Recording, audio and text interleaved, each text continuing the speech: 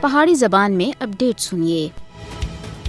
مودی دی قیادت وچ بھارت ایک نسل پرست ریاست بن کے رہ گیا ہے۔ مودی دے دور حکومت وچ مذہبی اقلیتاں کو دوے درجے دے شہری ہونے دے اوتے مجبور کیتا جا رہا ہے۔ انہاں دی قیادت وچ بھارت وچ مسجداں اور مزارات سمیت مسلم املاک کو منظم طریقے سے مسمار کرنا ہندوتوا دے اوتے مبنی ایجنڈے دی عکاسی کردا ہے، جس کا مقصد مسلمانوں کو پاسماندہ کرنا، بھارت وچ مسلمانوں دی املاک کا انہدام، اسلامی تاریخ اور مسلم شناخت کو مٹانے دی دانستہ کوشش ہے، جس تھی بی جے پی حکومت تے ایجنڈے بے نقاب ہو رہے ہیں۔ بی جے پی ملک وچ ہندو بالادستی دا نفاذ کر رہی ہے، جس تے مسلماناں اور دوئی اقلیتاں خود بخود معاشرے وچ دوے درجے دے شہری بن کے رہ جا سن۔ 2014 سے بعد تھی بعض گاواں دے اوتے حملہ اور جتھاں دی صورت وچ قتل سمیت مسلماناں دے خلاف تشدد وچ بڑی تیزی دے نال واਧਾ ہویا ہے، جہاں اس گل دی نشاندہی کرتا ہے کہ کس طرح بنیاد پرست ہندو گروہ مسلمانوں کو مزید پاسماندہ کرنے دی حکومتی سازش کے تحت استثناء دے نال غیر انسانی رویہ روا رکھے ہوئے ہیں۔ اسلامی تعمیرات کو نشانہ بنانا اور تباہ کرنا مسلمانوں تھی انہاں دی شناخت کھسنا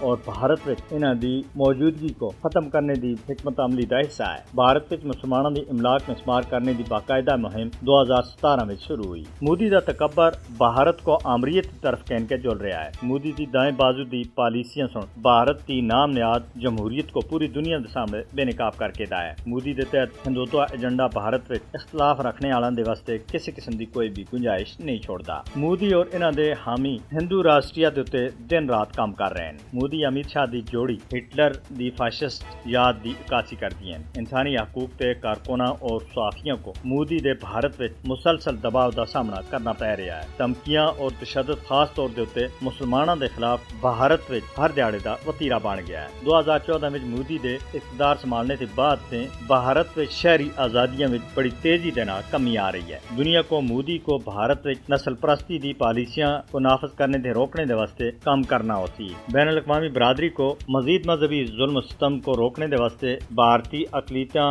خاص کر مسلمانوں دے حقوق کی پامالی دے واسطے بھارت کو انصاف کے کٹہرے وچ کھڑا کرنا چاہیے۔